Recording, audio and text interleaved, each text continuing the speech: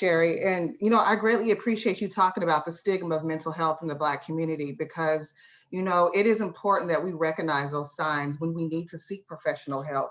And I'm just going to be real. We all got that auntie, that crazy cousin or uncle, and, we just play it off. Oh, nothing's wrong with him. He just a little crazy. But we're seeing an increase in that crazy right now. And it is really important for the Black community to recognize that mental health is important. It does not mean that you are crazy. It does not mean that you have a diagnosis. It is imperative that you look at your own self so that you can get the help that you need. So I greatly appreciate you sharing that.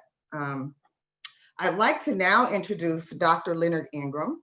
He is a psychotherapist and has been providing individual and family counseling for over 25 years, and his emphasis has been with anger management and violence intervention.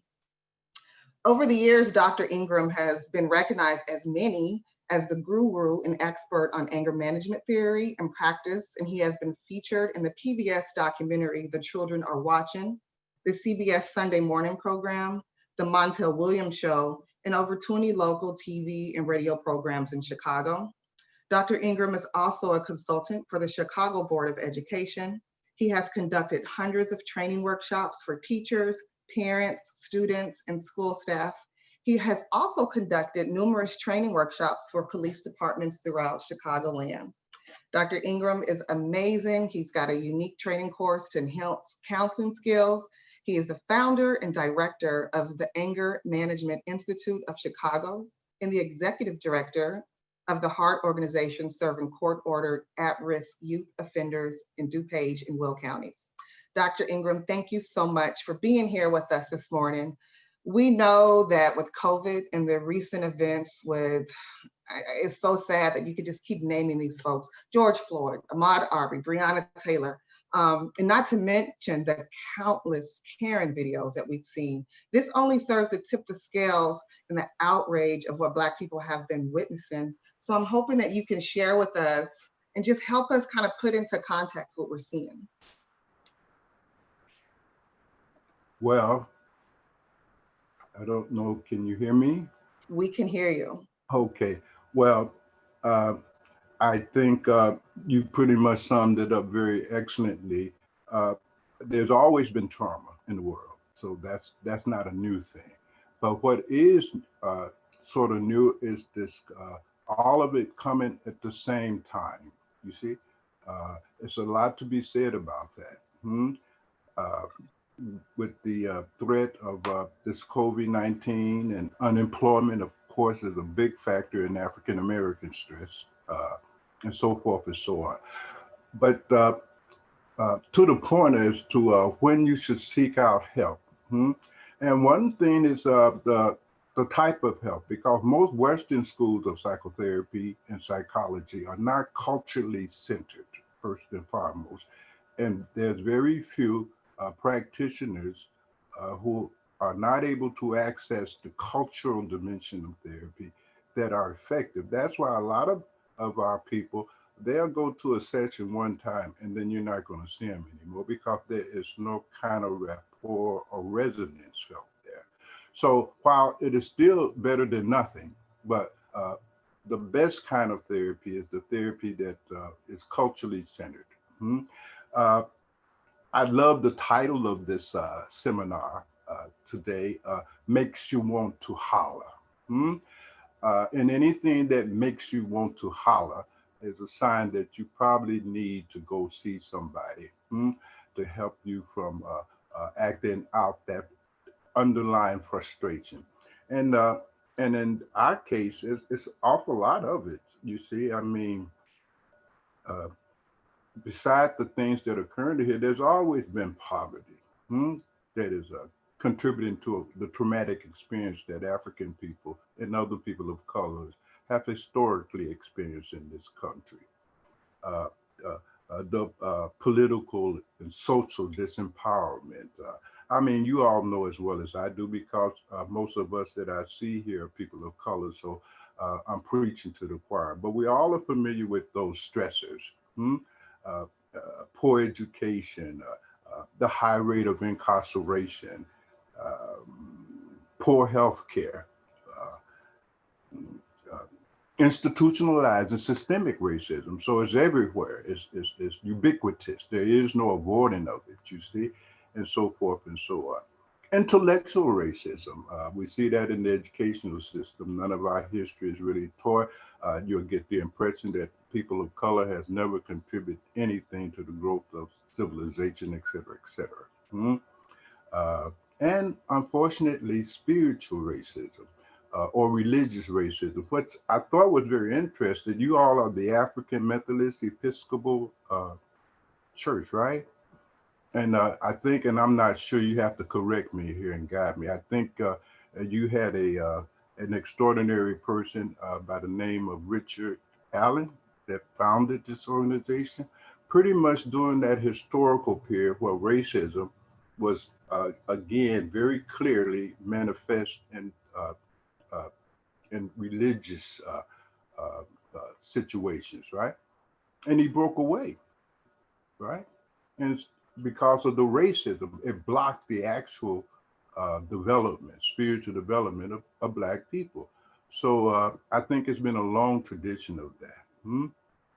Uh, I want to compliment Miss Cherie White, our sister there, because I think her summary was definitely uh, uh, uh, absolutely on point.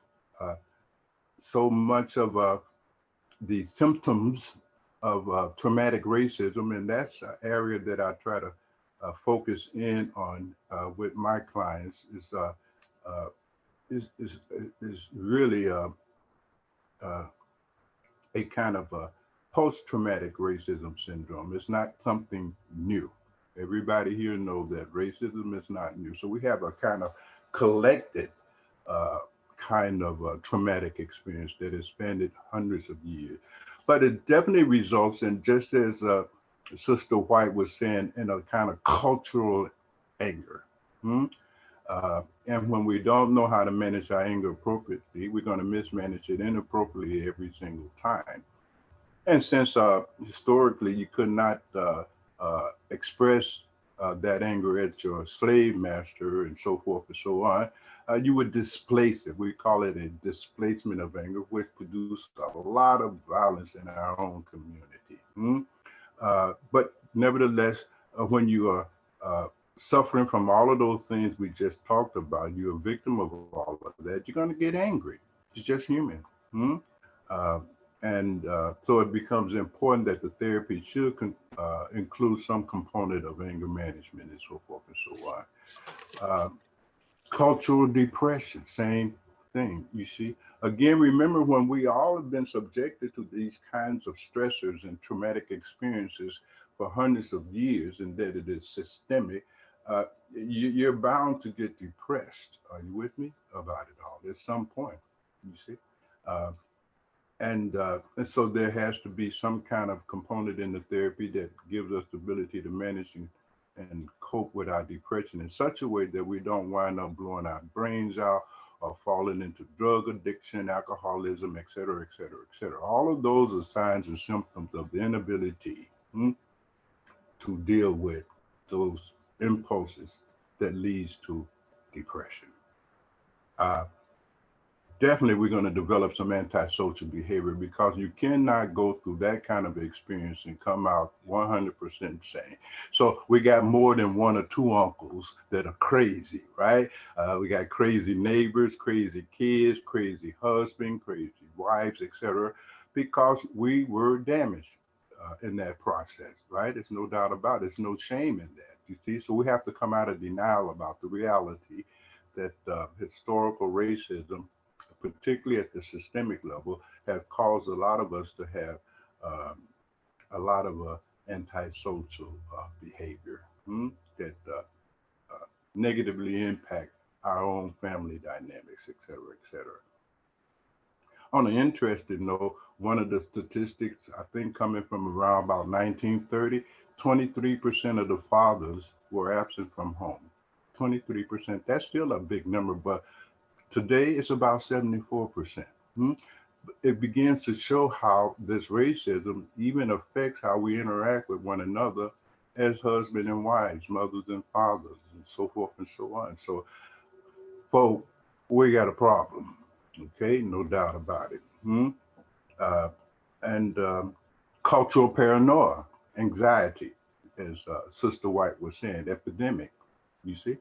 And we resort to all kinds of ways to relieve ourselves of those fears and feelings of anxiety. So drug use definitely going to be epidemic. Are you with me? It's self-medicating to get rid of that experience of anxiety. It's a way of distracting yourself from the reality of your situation and so forth and so on. And I mean, it was so much concluded in Sister White sharing with us that we could spend a couple of semesters here just exploring this thing. But unfortunately, we don't have that kind of time. But certainly, one of the ones that is most obvious is a kind of cultural alienation, right? And isolation, right? The avoidance of quote unquote white folk and so forth and so on, and even an isolation in our own community from one another. Are you with me? A kind of way of protecting ourselves from future trauma. So my goal in the work that I do is really very simple. I try to provide brothers and sisters with those sets of emotional skills, spiritual skills, cognitive skills, by which they can constructively and effectively deal with the historical and present time impact of racism in a way that is psychologically healthy and nonviolent. And then, of course, to positively shape and control their own reality.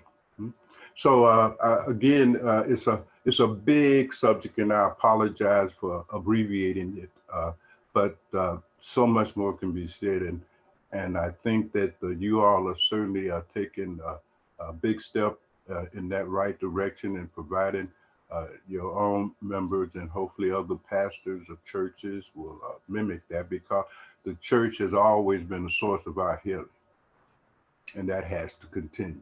It has to be updated and feed us as it did once before. So with that, I turn it back over to you, and I'm just going to be here like the rest of us having church. Thank you so much. You definitely dropped some knowledge on us today. I really like the way you put into terms what this means for us. When we hear cultural depression, when we hear cultural alienation and isolation and cultural paranoia, it puts a name on it for us, and we are better able to understand why we're feeling the way we're feeling. I recently read a great book, and there was a Black psychologist who was sharing with us that, just as we put on sunscreen to protect our screen, we have to have psychological fortitude and able to protect our mental health. And I'm most concerned with our youth. Our youth right now, they're leading these protests, they're leading these rallies, and we need to listen to our youth, but they're angry. And I'm wondering, since you are so skilled in the area of anger management, what are some things that our youth can do to not just understand this generational trauma, but how can they take that anger and use it in a constructive way? Yes. Well, it's very interesting that you asked that question, because as mentioned, we have the Heart Organization out here in Bolingbrook, and that's where we're based. Some of you might have known Joanne Robinson. Did anybody know Joanne? Well, you had good kids. Oh, you did. Okay, we got one. Okay. Hi, Yolanda. So started in about 1999, and to date we've served about at least 5,000 of these kids. Many of them mismanage their anger in a way that they wind up before the court, so forth and so on. And then, of course, they have an opportunity to come through our program, have that arrest dismissed, and the record clear so it doesn't hamper them. But the question, more pointedly, is that you see in adolescent stage of development, some rebellion and anger is inherent.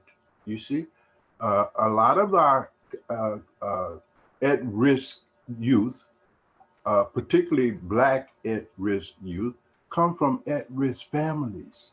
Hmm? So you have to deal with the whole fabric there. But it is typical for adolescents to rebel and they're angry because they're trying to individuate, they're trying to be themselves. The problem is they don't know who they are and so forth. So it's a lot of different things you have to do with a young person to help them. The thing that we can do that will help them the most is that we have to manage our anger appropriately because children mimic the emotional styles of their parents. And this is done in stage 1 of development, from birth to about 7, they're going to imitate you. Hmm? They're not going to listen to your lectures and so forth and so on. They're going to imitate you. They'll imitate the way you walk, talk, the food you eat, et cetera, et cetera. But more importantly, they're going to imitate you psychologically and emotionally. Are you with me? So what you do with your anger, you're going to find out that's going to be exactly what they do with their anger. And it's very unconscious. It's not a conscious process. Are you with me? There's an osmosis that goes on here. You become like the company you keep.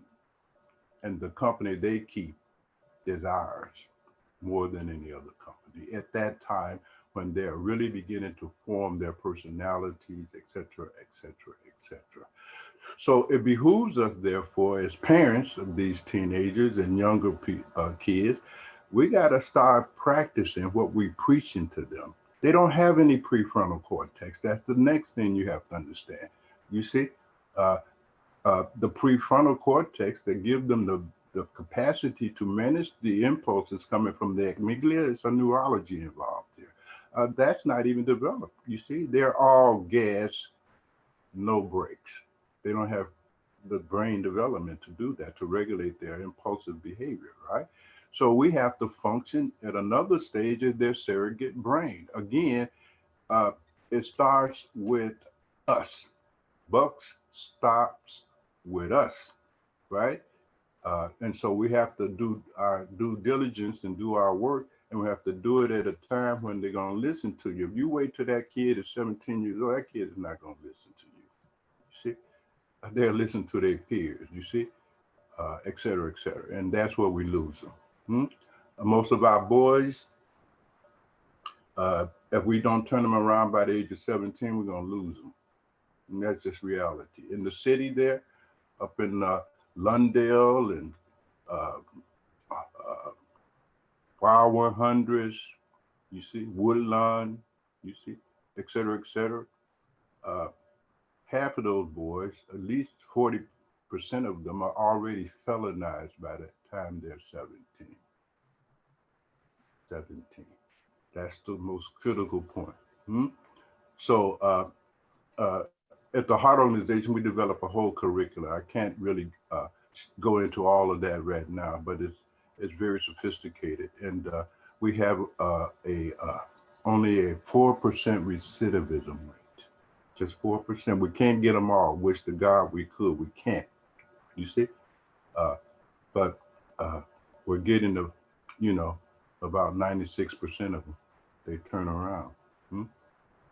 So it's very difficult for parents to develop that kind of relationship because there's so much emotional baggage in those relationships. They're still mad at you because you didn't get them everything they had asked for on their Santa Claus list. Are you with me? So they still got issues with you. Now, before I leave that, I must tell you parenthetically that when you really, really sit down and work with these young people, their biggest issues that is the source of so much of their rebellion, and they have a lot of anger at the parents too. Is that it's the same as ours. When I work with the parents, they tell me the same thing, both sides of that relationship. The parents sit you and complain, these kids don't listen to me. Right. The kids complain is, my parents don't listen to me. So when you have two people that are not listening to each other, we got a problem, don't you think? And so that's what we try to do at the Heart Organization. We try to bring these two sides together and get some real communication going here. Well, that's the end of that commercial. But again, I'm here to respond to whatever it is that you find of interest. And again, I want to thank the church. I definitely want to thank, I tend to call them Pastor Stovall. I don't know why I do that. It's just something instinctive in me, but certainly want to thank Dr. Yolanda and Derek for the invitation. I consider it a privilege to play whatever small role I can in the healing of our people. You asked finally, what can we do to deal with this traumatic experience? Well, ancestors figured that out a long time ago, you see.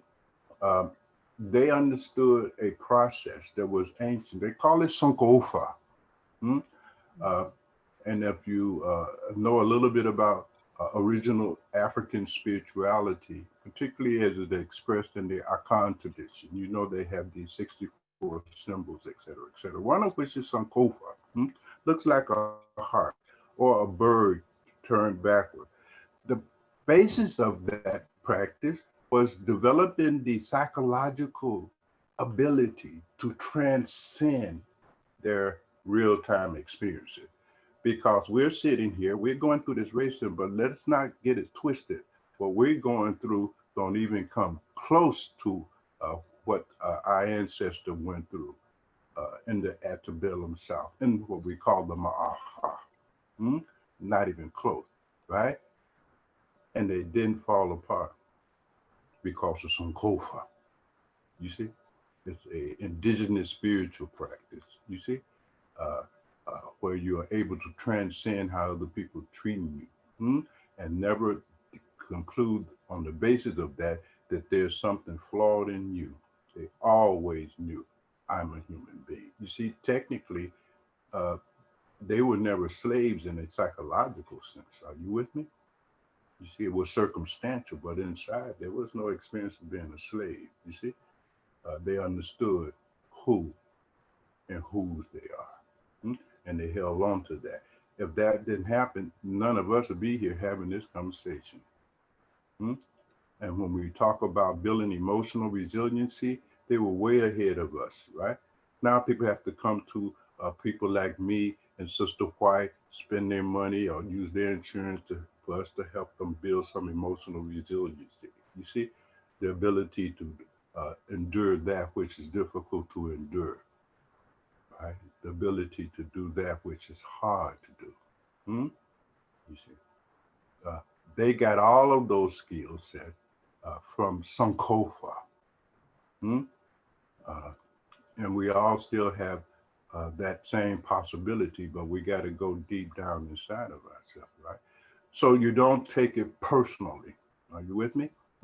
It says something about them. It doesn't say nothing about us, you see? We are still first-class human beings.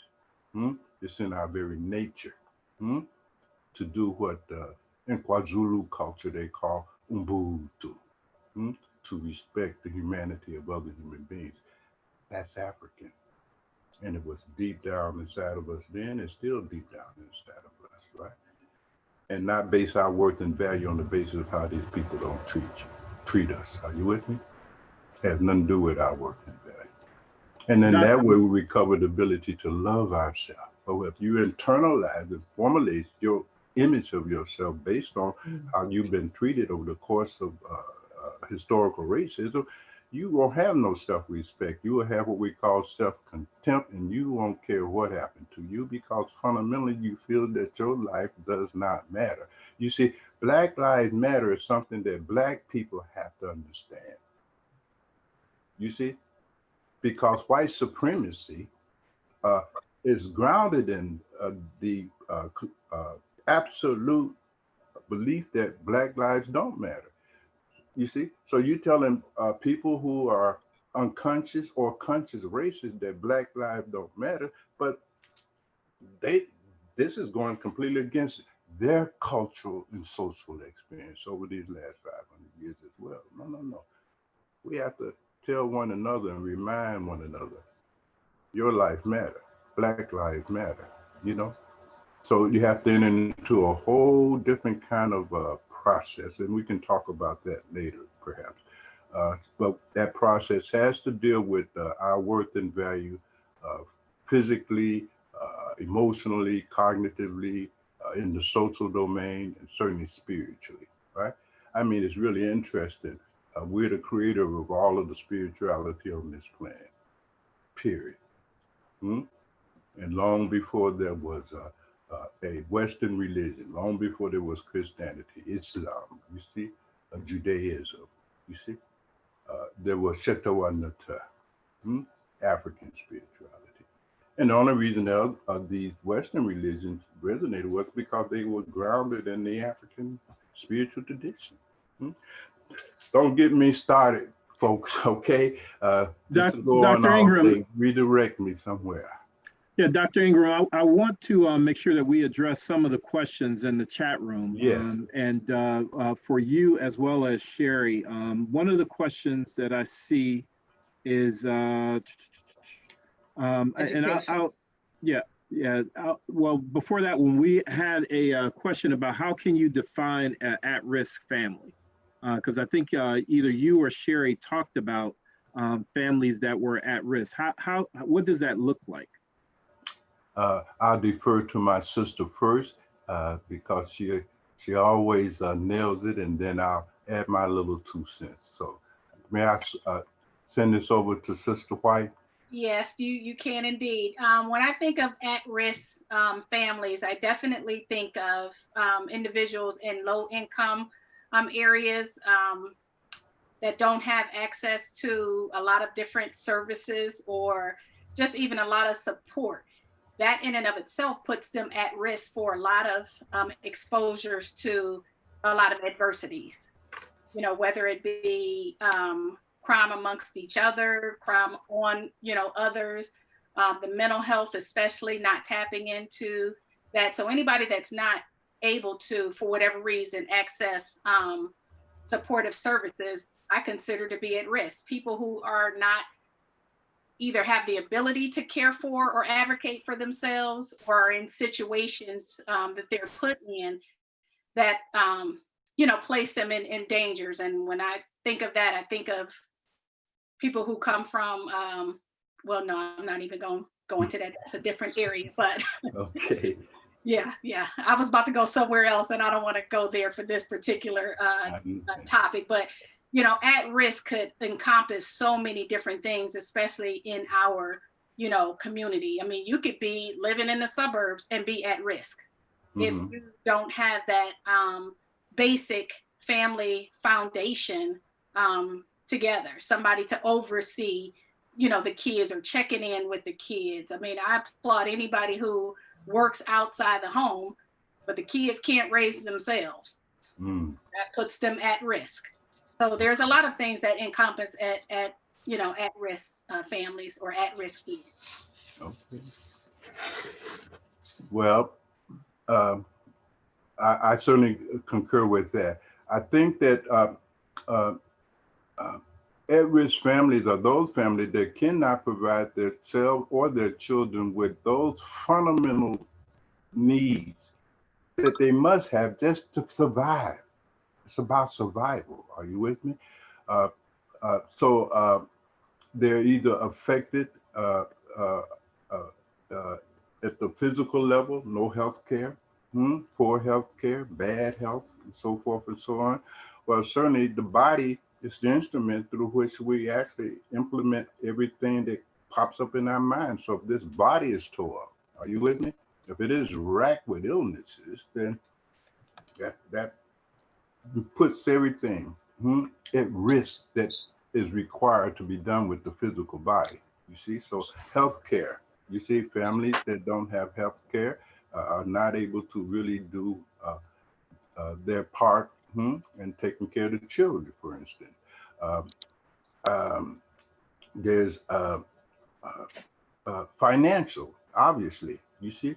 It's interesting, what is built into the actual laws in this country, and you can read it yourself, I'm sure there's some historians here, where Black people during those dark times here, you were not permitted to own land and things of that nature, you see. You are always cut off from the opportunity to acquire the kind of wealth that you would need to really be able to take care of a family. Are you with me? Et cetera, et cetera, et cetera. And a lot more can be said about that. We see a lot of that even returning today with these young men out here on the streets, you see. And because of systemic racism is still here, they're not going to be able to get those jobs. A white felon is much more likely to get a job than a college graduate. That is black. No problem. Thank you. Thank you so much. I just want to, Andrea Thompson had her hand raised, and I think you're unmuted, Yes. so you can go ahead and. Yes. I see her question. Andrea, did you want to go ahead and ask your 20% of the question? fathers. Yes. Hi, Andrea. Okay. Hello. I might have just touched something by mistake. Oh, she takes something by mistake? Oh, that's okay. Yes. Lewis Himes had a great question in the chat room. He wanted to ask, how do you address the issues in the classroom with anger, and how do you address that when you have students coming back into the fall? Some schools will be reopening, and how do schools address this? I know that you've done some work in the schools, and you've been trained to work with principals and counselors and social workers. And just, you know, I know that as a school social worker, I think one of the first things we need to do is acknowledge that this is existing. I think oftentimes teachers and school staff are just looking at our children as parking meters, as if they don't exist, as if these issues are not being happening in the world, that they're not impacted by it. And I think it's very important for educators to actually build into the classroom time where these kids actually have a safe space to talk about how this is impacting them. Because when you go to school and you ignore it, they're looking at teachers and staff who don't really know them and see them and understand what they're going through. And so I will respond to that by saying that it is important to build time every single day into the school day to have social emotional learning activities, to have kids be able to talk about race in courageous ways, because when you're silent, it's not helping them at all. What feedback would you have? Well, definitely, those things that you just mentioned are certainly parts of any kind of a therapeutic process to help these children better cope with their anger within the school environment. Certainly, working with the deans, we do a lot of interaction via the Heart organization with the deans and so forth and so on. And it's that tier 3 behavior we're looking for. Are you with me? Because that's the most challenging to the classroom teacher. Now, you have to remember, though, that some of the classroom teachers themselves don't have the skill set. You know, they take a lot of those kids' behavior very personal because they trigger memories of perhaps the guy that bullied them when they're in school and they overreact. So the first thing is that the classroom teacher must have the capacity to manage their own anger.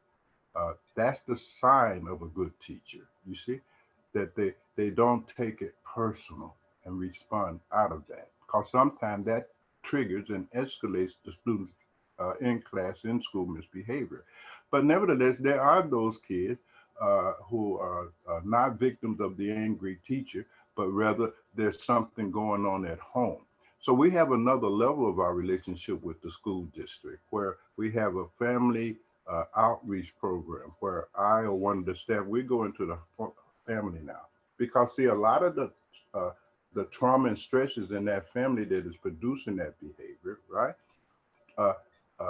I think any classroom teacher knows this. I don't have to remind you if you ever taught school and you had a parent-teacher conference, and when that parent comes up, you now understand why Johnny acts the way he does. You see, he's mimicking that behavior that is in the house, right? So we go into the family because, again, a lot of the family have an adversarial relationship with the school. Like they don't want you to know none of their business and so forth and so on. And so they don't normally like to come up there. But so we go into the home and we sit down with that family, you see, and we find out what are the triggers here. What's the source of this risk? Sometimes it is divorce. A lot of these families are going through divorce, and we all know what divorce does to kids, right?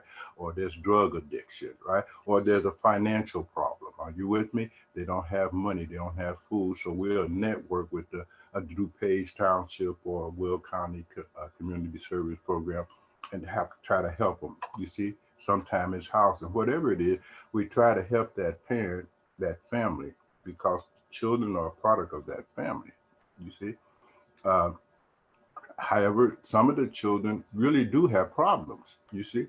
Uh, uh, a lot of the kids, by the time they get to high school, they got social anxiety disorders, right? And that you get another kind of disorder that don't show up until a certain stage in their own development, right? So they just start developing bipolarism or schizoid affective disorders and so forth and so on. So we bring Hargrove, we have Hargrove for Valley View, right? Right, Dr.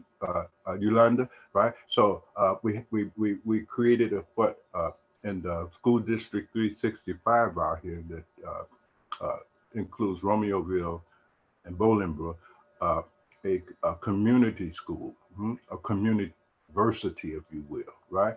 Where we identify all of these needs and we create wraparound services, you see, and bring those into the parent. So if I go into a parent home and there somebody's on drugs or alcohol, right? So I can hook them up with Hargrove and get some help, you see, for that.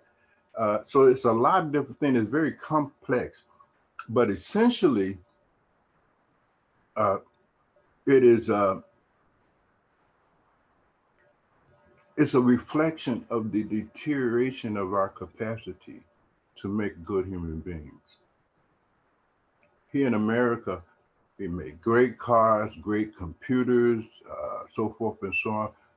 We've completely lost the art of making good human beings. We don't value character. You see, in the Yoruba tradition, you know, they understood that the goal of a human being that is seeking success is to develop what they call iwapele, character. You see, and that's a parenting function. Thank you. I appreciate that. Daryl Parks had a question. I'm sorry, I can't find you on here to unmute you, but the question was, there's a rise of Black militia and Black men and women legally training and arming themselves. You know, we're seeing on social media, people in groups with, you know, guns and protecting themselves. What are your thoughts on that? Well, that's very interesting. You know, if you know something about those early rebellions, because this is not the first time Black people have armed themselves. They didn't have machine guns, but they had machetes and things of that nature. But if you go back to like the history in Haiti, you see, with Toussaint Louverture, right? And his encounter with Napoleon, right? Well, they did a lot of stuff, you know, that we would say, oh, they were violent, right? But they were willing to go down, even at the risk of dying, to resurrect their humanity. You see, so you had those. Even in the Americas, you know, you had the Bacon Rebellion, right? Right, and so forth and so on, and something like 1676 again. You see. So there's always been a kind of violence, and one of the things that came out of that, it wasn't just killing the oppressors. Sometimes they killed other Black people. Are you with me? I mean, I hope y'all know that Black on Black crime is not new here. And some of those rebellions, the first people that they would kill would be those slaves who were loyal to the master. They killed them first, so that they're not able to go back and tell them. So this is it's been a part of the whole effort. Now, hopefully, that doesn't become the sole strategy anymore. Because come on, you're not going to machine gun. It's not going to defeat a bomb. It's not going to happen. Are you with me? It might have a small place in the sense that like with the Black Panthers, I think some of you rascals on here are old enough to remember the Black Panthers and so forth and so on, right? To give the sense of security, because people were feeling insecure, unsafe, especially our women and children. Are you with me? So that kind of phenomena arose to give us the experience of safety and security, which is a psychological need. We have to feel safe and secure. So sometimes those experiences produces that. Are you with me? But if your question is that a final solution? No. You see, Japan tried that, and they dropped a big boy, and 300,000 of them disappeared in a few seconds. Daryl, did that answer your question? Yeah, yes, it did. It wasn't so much for a final solution, but I think Dr. Ingram, you touched on it, the security, and because I think going down this psychological journey that we've been going down, as Black men, our first and foremost is to be able to protect ourselves and our families. Can't protect the family if I don't protect myself. True. And so I saw this rise, and I see this rise in Black militia arming themselves, marching on in Atlanta, and I saw that as a symbol of we're not. This is not a revolution, right? They're not that type of revolution, because you're right. One bomb and then forget about it. Right. But it's more of me jogging down the street. And me being approached, I'm going to defend myself. And I'm just letting you know that I'm going to defend myself. I'm going to defend my family, and I'm going to defend myself. So that's as far as I wanted to go with that, right? Because we know this revolution's not there. That's not going to happen, right? That's right. Actually, you read on the point, because one of the first thing they did, because you have to understand, white supremacy is woven into every law in this country. You have to understand that. Don't get this twisted here. All of our law, follow the law, mean you're really following some form and aspect of white supremacy. That's what following the law is about. And when they wrote those into their first Congress Great General Meeting, right?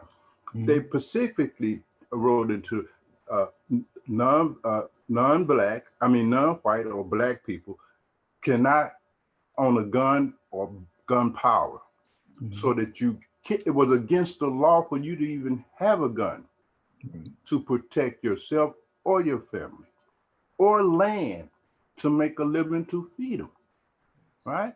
So you could begin to see how that impacted Black male-female relationship, because most women, I think I can say this without sounding, say it, expect their man to protect them, because one of the women's greatest need is for security and safety. They got to take care of these babies and raise these kids. They can't be worried about, all of that other stuff. So men, you see, were there to protect them. In fact, the way we got caught up in this kind of ma'afa is that those slave traders, Arabs and Europeans, would come into it. The men are out hunting, right? And after the hunt, you come back, your wife and your kids gone, you go look for them. That's how we got captured, trying to protect our women and our children. And the first thing that the slave owners did is deprived us of the ability to do that. They castrated us, our manhood. You see, now men, we understand this. Now sisters, you may not understand this, what it feels like to not have access to your manhood. That's gonna make you want to holler. Yeah, it's like that. Thank you. It's like that. Much more can be said. Much more can be said. But you have to understand how this all happened here. If you don't understand how we got here, you're not going to understand how to get out of here. It's really that simple, folks. We learn in school, if you don't understand the problem, you're not going to find the answer, because the answer is in the problem. You see, the same way you came in the room is the same way you got to exit this room. You got to understand all of that. Are you with me? You can't guess at it. Yeah. Right. But definitely, brother, you said something. You see my point? You said something. Now I'm gonna leave that alone, cause men, we get emotional about that. Thank you. Get emotional about it. Thank you for sharing. So Cherie, I have a question for you, because we do see that the stigma surrounding mental health is changing. What are some ways that we can counter the stigmas around Black mental health so that the Black community could learn to accept and be more willing to seek the help that they need? I think, like I said earlier, one of the things that I do is I really educate people on, not looking at the diagnosis, whatever diagnosis that they've been given, not focusing on it. Focus on the symptoms. Again, I'm treating the symptoms. I could care less that it's called depression. I mean, it is what it is, but I'm treating the symptoms. How can we move past the symptoms? How can we, put those strategies or interventions in place to manage those things? If you focus solely on the name, then you're going to be stuck. You're going to be stuck. These things didn't just come about. Depression has been around for a long time. Anxiety has been around a long time, but only until the DSM came about. It's like, oh, that's what that is. I mean, we all probably got something. If you look hard enough at the DSM, we probably all got something. So that's why the name isn't as important to me as the symptoms. And when I can convey that to people, especially people of color, it's like, okay. And I tell them all the time, you can have all the credentials in the world, but if you don't have the ability to make connections with the person on the other side, you've already lost them. Like Dr. Ingram said, we tend to go to one session and then that's it. So you have to make that session as important as you can make it, making that connection that early on so that you don't have them. I actually have conversations with people during my first session. I'm not so focused on, let me make this diagnosis. I'm talking to them. We're conversing. We're having dialogue, so that they really feel comfortable in opening up about what brought them there. Because I'll tell them, I can only help you when you're as open as you can be. But I also listen to not only what people say, but what they don't say. And when you can tap into what people aren't saying, you got them. You got them. So I appreciate those repeated, people coming in. If they're willing to do the work, I'm really willing to have them in and let's work through this. Thank you. I also think we need to continue to use our platforms to talk about mental health. I think, I'm so grateful to be a part of the DuPage AMEC community that we're doing this, but I think if we get more Black mental health professionals to do these platforms for free and to use social media to put it out there, I think people will become more comfortable with the idea. Because, we're talking a lot about systemic racism, but, we're not talking about institutionalized racism and things that people are experiencing in their workplace. And, I told my son the other day, he was really, it was really weighing heavy on him, all the things that were going on. And he thought I was playing, but I told him, call in Black, baby. You ain't got to work today. And he was like, well, I can't say I'm a call in Black. No, but you need a mental health day. And I think it's important that we understand that this is weighing heavily on us and it is okay to take care of ourselves. But I do appreciate seeing in the media these people who are being canceled and losing their jobs because of the racially charged acts that we're seeing. And I just want to be focused on the time. It is 11:09. You're more than welcome to stay on as we're continuing to engage in these conversations. My sister Yvette had a question, so I have unmuted you, Yvette, so please feel free to ask your question. Thank you. Mr. Ingram, thanks for being here, and as well as you, Ms. White. My question is for you, Mr. Ingram. Can you expound on cultural alienation? Because I have found myself not wanting to be around whiteness and what that represents. And at this point, I don't see anything wrong with that. And you brought that up. So will you enlighten me on that, please? Yes. You see, a kind of cultural alienation with respect to and in reaction to white supremacy and so forth and so on, it's just one aspect. But cultural alienation could be intercultural alienation, you see, and alienation from other Black people. Are you with me? Because you begin to start experiencing an artificial sense of being separate from. And that makes unity difficult, right? Because, okay, you go to school, you get a Ph.D. Your cousin just got out of jail, right? You tend to distance from that. Are you with me? Because you want to be seen as being quote unquote different. And at some level you are, but in terms of the situation, if you got a PhD and you out there and you get stopped, that PhD ain't gonna keep that officer from shooting you. You see, so it's intercultural alienation is included in that whole process. The alienation from white people is because you're afraid. You know what I mean? Now with men, what happens is that because see, Black men and the experience of racism in this country was always designed to destroy the Black male. That's what you have to understand. Right? You have to understand that. So that's actually written into the laws of this country, the government, you know.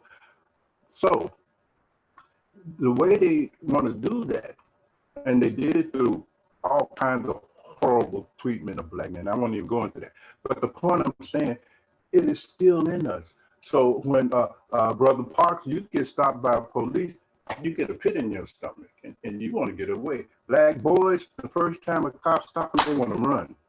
Are you with me?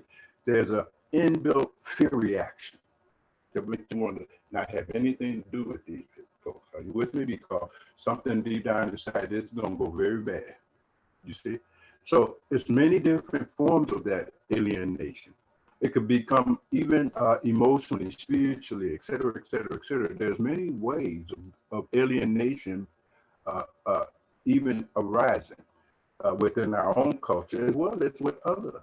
Because again, this fundamental feeling of inferiority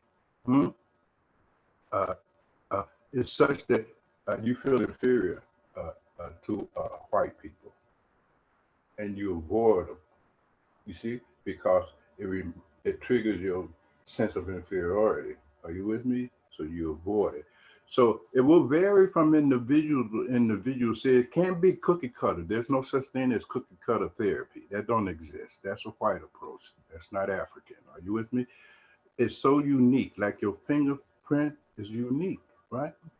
And so it's like Sister White was saying, you got to get to know your client, right?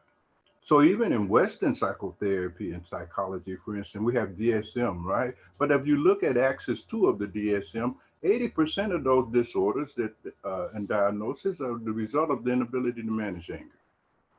Anger is fundamental to the loss of mental and emotional health care.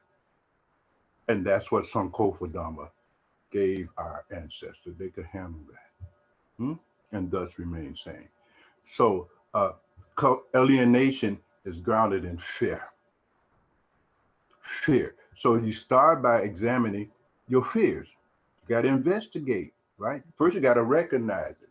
And then you got to accept you're afraid of something. What are you afraid of? Because you will avoid what you're afraid of. That's human nature. Are you with me? You tend to withdraw from that which you fear. And so you look and see where you are alienated at. Are you with me? And we got to go to work there. See, we call it the work.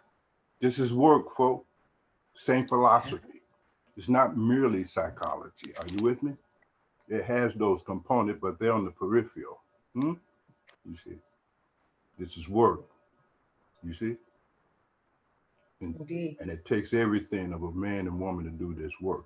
And it starts with telling yourself the truth about yourself. You see? Yes. First, you got to get past self-esteem. Self-esteem is a pseudo phenomenon. Are you with me? It's just your opinion you have about yourself. Very often it's not grounded in any reality whatsoever. Are you with me? At all, right? So don't get it twisted. You see, you got to start telling the truth first to yourself. You can't tell the truth about yourself to yourself. See, that's called self-alienation, Yvette. Self-alienation. That's what we thought this worked. You see? Because if you're going to lie to yourself, you're going to lose all remnants of sanity. All of it. You see? Thank you This so is the much. truth. Thank you. All right, I want to go ahead and open up the floor to Reverend Ross. Hi, yes, thank you so much, Dr. Ingram and Mrs. White. I just would like to ask, what are some of the spiritual practices that we could use to help us mentally during this COVID-19 pandemic season and the season of Black Lives Matter? How can the church be of any type of spiritual assistance to that? Sister White, do you want to go first? Cause I can spend at least 3 years talking about that. I'm gonna take a poll because that's a heavy question. You know, you're gonna pass that? All right. In that arena. All right. So, part 1 of 3 years. Okay. The first thing is meditation, Pastor Barbara. You see? Yes. Now that involves a component of yoga. Now a lot of my own experience and education and training was in India, China, Africa, because those cultures, you see, still involve themselves in an actual spiritual process, because this all starts spiritual. Remember, we have the physical dimension of our being, we have an emotional dimension of our being, we have a mental, psychological, and we have a spiritual. Yes. Now, if the spiritual part of you are weak, you're going to become much more vulnerable and less effective at all of the lower levels of your own being. So the first thing, like in Christian and monastic Christianity, was you be still. You must learn how to be still. This is called asana. This is the yoga part. You got to sit down and you got to be still. You see, and relax into that stillness, because that relaxing into your stillness changes your breathing patterns. Are you with me? See, see, we have to really spend a lot of time with this one. Now, your breathing and your thoughts are interrelated. You see, there's a vein that goes in your thoughts. So all that inner chatter, your mind talking to you, that self-talk, you got to get quiet. But to get quiet in your mind, to get into a state of prayerfulness, you got to get still. You can't pray deeply if you can't be still. Now, we call that meditation. Now, there's a lot of different schools of meditation. There's Christian forms of meditation too. You see, those desert fathers and mothers, when they would go out into that forest, right? They're going out there to meditate, right? I mean, they're not going out there to sing. They're going to meditate, to get quiet and meditate, because you have to go within. See, the spiritual place we got to get to is within us. You see, you can only go within to the degree that you can reverse your attention and take it in and take it off the world. You see, that's why, for instance, Jesus said, "Be not of this world." Be in it, don't get caught in this thing, right? Withdraw, come inside. In African tradition, we call it the eye of Heru. In India, you see the Tisra Til, the Da, the Tika, right? All of those were reflections, you see, of come here, come into yourself. Know thyself is what the ancestor called it, right? So yes, you're absolutely right. So there's a few things, I'm gonna sum it up, and then we can talk at another time. We're not gonna bore these people to death, okay? But first thing, save, what we call service or seva. You gotta do service to humanity. You must feed the hungry, clothe the sick. Christianity does a great job with the service part, right? That's fundamental. There must be service. You see, in the East, we call it karma yoga, which means that you're rendering selfless service. You ain't looking for nothing in return. You see, that helps you get out of some of your selfishness. Yes. Right? Because you got to have a process to transcend your own selfishness. You see, because selfishness retards spiritual growth. You see, so you serve selflessly. We call that service or savor. The second one is study. You got to study. You got to study the teachings, right? You got to read the Bible or read your Quran or read your Bhagavad Gita or whatever your preferences are. But you got to study that. You can't put all that burden on the pastor. You see, it's your responsibility to understand. Are you with me? You got to go to school with it. This work, right? So you got to study the scriptures. This is how you remove your ignorance. You can't shout your ignorance away. You can't beat it away. The only antidote to ignorance is knowledge. Like with darkness, you can't say, darkness, get out the room. That ain't gonna work. You gotta turn some light on, right? So that's studying. You gotta study the scripture. Go to school with that. You see, right? And don't put all that burden on somebody else. Nobody else is responsible for you to understand but you. And you gotta put in that work. The next one is you got to start telling the truth. I already mentioned that, right? So third component, you got to start developing the capacity to tell the truth, starting first with telling the truth to yourself. To thy own self tell the truth. Are you with me? By definition, got to go there, right? Now that's kind of hard because, see, now you got to transcend your ego, right? Because, see, the ego is that part of us that blocks out the truth about ourselves. In Jungian psychotherapy, we call it the shadow material. Are you with me?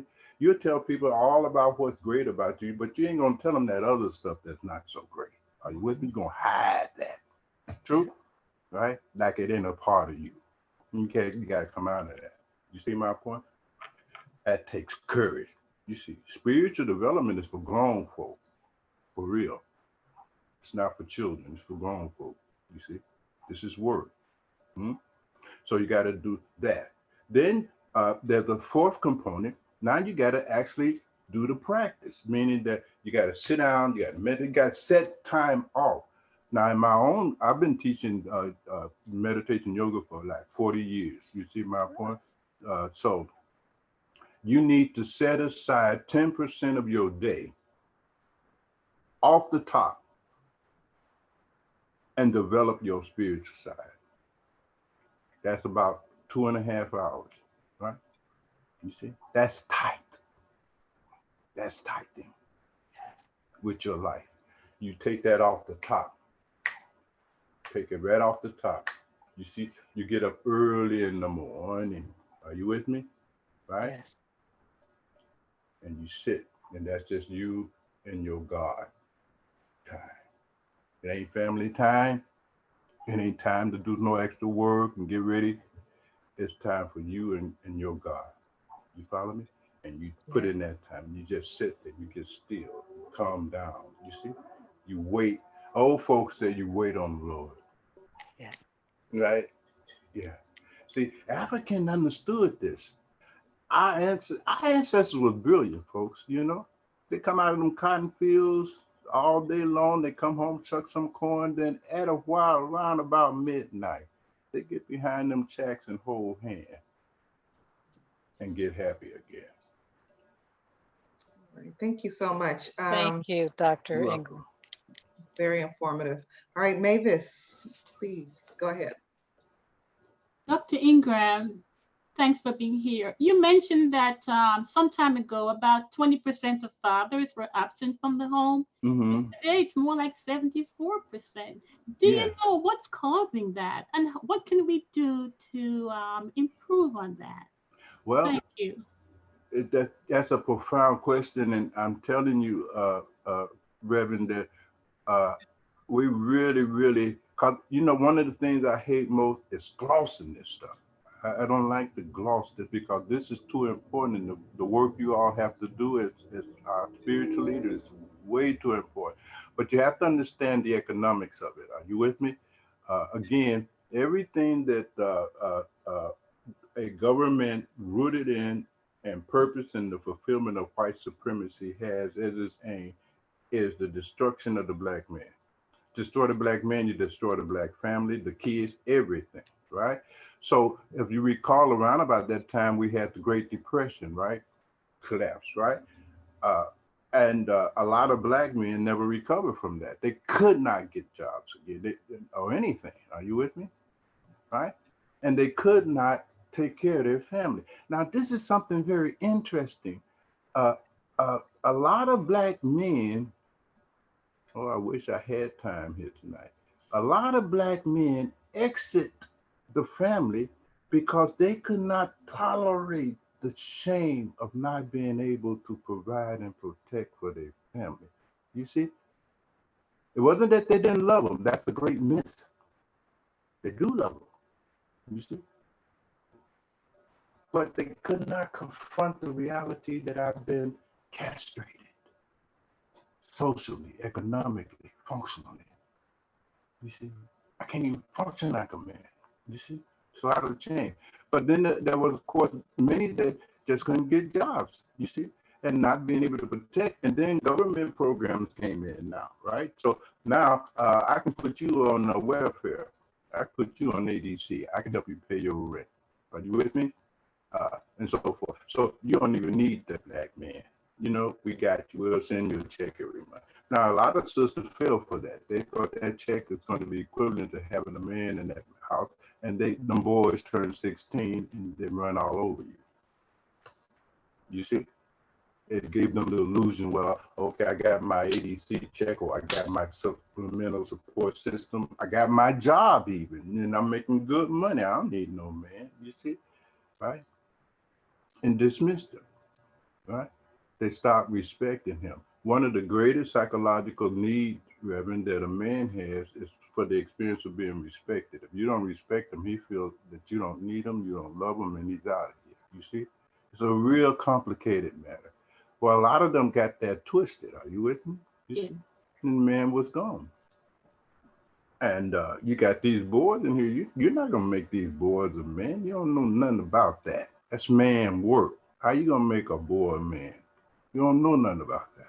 And a black man at that, this ain't gonna work. So that is what happened. So now you see the progression of it, Reverend. So 19, 29, 30, 23%, now 74. They locking them up, incarceration, felonization, right? So on the west side of Chicago, where 90% of the inmates locked up in the state of Illinois come right back to Lundell, to Holy City. Are you with me? Where they gonna work? You're a felon, right? You can't vote. You see, my point is right there in the Constitution says so we can discriminate against you legally. Turn down housing, right? Run them drugs, right? Then you're gonna get locked up, right? Now, so 2 million plus people in the prison system, right? The vast majority of them are African American, Latino, et cetera, right? Well, what are we, 30% of the population here? How can we be 60% plus in the prisons? Yeah. Further removal, right? And so boys without father, they suffer from what I call sister white father deficit disorders. I deal with that. You see, that's part of what I try to incorporate into the rehabilitative process that I'll make available to them, right? Is the manhood development training, because they ain't got fathers. And some men got to reach and grab their hand and bring them across that divide from boys to men. You see? You can't get them there with a lecture. You see? So you got to educate, you got to motivate, and you got to support. You got to get down here with these kids for real. No fooling, no kidding. You see? You got to be there for them. You may have to give them some money. You may have to, I mean, it takes what it takes, you see? But that's part of the process, you see? There's got to be that kind of a thing. Even the rites of passage for the girls have to do that for some of the girls, because girls are also affected by absent father syndrome. Is that about right? So got to take the girls through that, you know? They got a lot of issues because Pop wasn't there. Nobody there to protect them. You can't really develop psychologically in a healthy way without having the experience of being protected.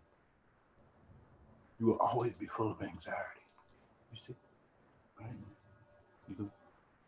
You can't father yourself. You can't mother yourself. You didn't born yourself. How you gonna do that?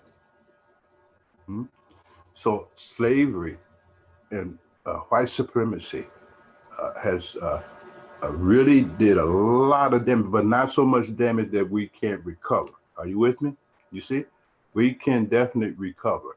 You see, most of us on this Zoom meeting are testimony of that, right? We can come back from here. We just gotta, as Big Mama said, we gotta hold hands here. Go get them children. Thank you.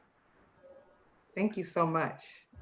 You are just an encyclopedia of information. And I know that we greatly appreciate all of the knowledge you have given us. Thank you so much, Sora, Cherie, for being here. If there are any other questions, please feel free to go ahead and raise your hand on your computer screen. Otherwise, I will give it over to Derek. Thank you, thank you, thank you. Again, Dr. Ingram, Cherie, we have greatly benefited from your time. We thank you for joining us this morning. We will be sharing your phone numbers, your contact information for people that may have questions after this and or in need of a therapist. So I will be sharing that information. It will be on the church website for people. At this point, I will ask Reverend Lana if she will offer us a word and prayer and dismiss us. Again, thank you all for joining. We greatly appreciate your attendance. And a definite shout out to Kalita for helping to facilitate this conversation.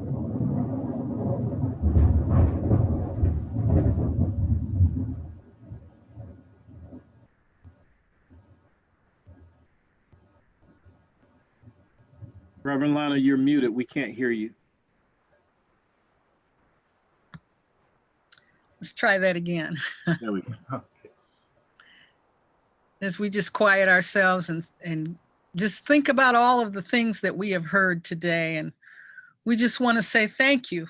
Thank you, Lord, for being with us and creating a space that we might be able to hear even our own thoughts, but especially the thoughts of others, that we might be able to push against them in our minds and to be able to realize that which we cannot really realize all by ourselves without you, Lord. So we ask that you would continue to be with us even as we continue to think about and reflect upon all of the things that we have heard and the questions continue to arise.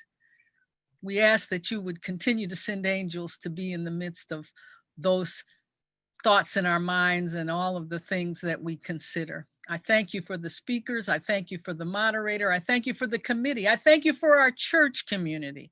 And I ask that you continue to bless us. In the name of Jesus, we pray. Amen. Have a wonderful day, everybody. Okay, thank you. Bye, everyone. Bye, everybody. Thank you. Bye.